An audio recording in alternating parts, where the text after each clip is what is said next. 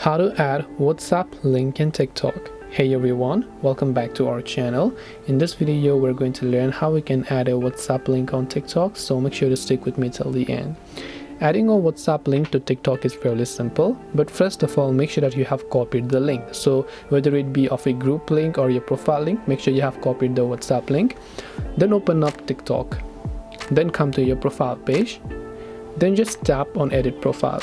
Then once you tap on edit profile, now you can just see bio. You can actually paste the link inside the bio section over here and then tap the save option to save the changes.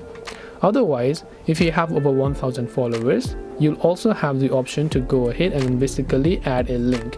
So you can go ahead and then select the website option if you have over 1000 followers, and then you will be able to add those links in TikTok.